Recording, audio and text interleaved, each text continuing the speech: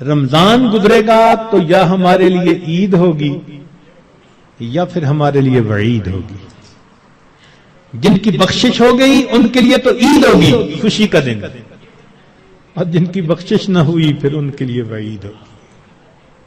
اس لیے رمضان کے ان باقی ایام کو بہت ہی زیادہ اہتمام کے ساتھ اللہ تعالیٰ سے مانگ کے گزاریں، رو دھو کے گزاریں. جب دل میں فکر ہوتی ہے نا پھر مانگنے کا طریقہ خود بخود آ جاتا ہے. جب بیٹا بیمار ہو نا ہاسپٹل میں تو اس کی ماں کو دعا کا آدب کوئی نہیں سکھاتا، ماں کو دعا مانگنا خود آتا ہے. وہ جس انداز سے رو رہی ہوتی ہے، وہ جس طرح اللہ کے سامنے گڑ گڑا رہی ہوتی ہے، اللہ میرا بیٹا ECU میں داخل ہو چکا، ٹپ ٹپ آنسو گر رہے ہوتے ہیں. دعا کے آداب کون اسے سکھاتا ہے؟ محبت ہوتی ہے، دل کو فکر لگی ہوتی ہے. اسی طرح جب دل کو فکر لگ جاتی ہے نا کہ وقت تو گزر رہا ہے، میں نے کیا کیا اس میں، تو پھر انسان کو اللہ رب العزت سے مانگنا بھی آ جاتا ہے. کہتے ہیں کہ ایک اعرابی تھا تو رمضان مبارک میں عجیب اس نے دعا مانگی.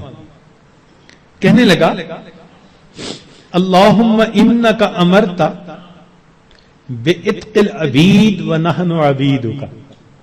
اے اللہ، آپ نے غلاموں کو آزاد کرنے کا حکم دیا ہے. اس حدیث میں بھی نبی الاسلام نے فرمایا کہ جو غلام آزاد کرے اس کو یہ اجر ملے گا.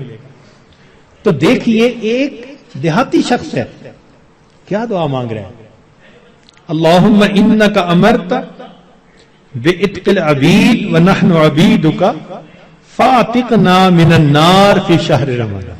اے اللہ، اس رمضان کے مہینے میں جہنم کی آگ سے ہمیں آزاد فرما دیجیے. اللہ اکبر کبیرہ. اور واقعی بات ایسی ہے. اس لیے کسی نے کیا عجیب بات کہی، ان الملوک اذا شابت عبیدہم. بادشاہ لوگ جو ہوتے ہیں نا، جب ان کی خدمت کرتے کرتے ان کا غلام بوڑھا ہو جاتا ہے نا، وہ پھر اس کو آزاد کر دیتے ہیں، آزاد بندوں کی طرح آزاد بنا دیتے ہیں. عمر گزار دی اس نے خدمت کرتے کرتے.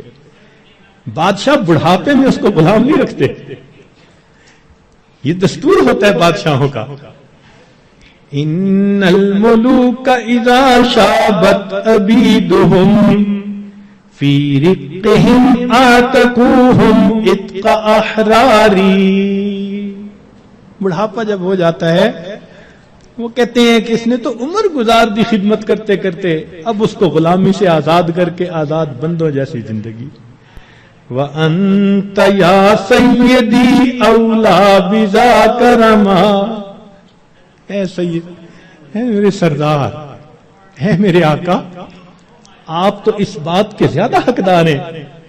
ہم نے بھی تو کلمہ پڑھتے پڑھتے بال سفید کر لیے نا، دل سفید نہ کر سکے، بال تو سفید کر بیٹھے. کلمہ پڑھتے پڑھتے بوڑھے تو ہو ہی گئے. اے کریم، تو مہربانی فرما، رمضان کے اس مہینے میں اللہ ہمیں جہنم کی آگ سے آزاد فرما. ہمارے پاس کوئی عمل اور نہیں جو اللہ کے حضور پیش کر سکے. عبداللہ ابن مبارک رحمت اللہ علیہ کی بات یاد آتی ہے کہ موت کے وقت اپنے رخسار کو زمین پر رگڑنے لگ گئے اور دعا مانگنے لگے، اللہ عبداللہ کے بڑھاپے پر رحم فرما. یہ نہیں کہا کہ میں محدث ہوں، یہ نہیں کہا میں نے ہزاروں کو حدیث کا علم پڑھایا، یہ نہیں کہا اتنے لوگوں کو ہدایت ملی. کوئی عمل اپنا اللہ کے حضور پیش نہیں کیا. وہ جانتے تھے اللہ کی عظمت کو، وہ پہچانتے تھے. صرف ایک بات کہی، اے اللہ عبداللہ کے بڑھاپے پر رحم فرما دے.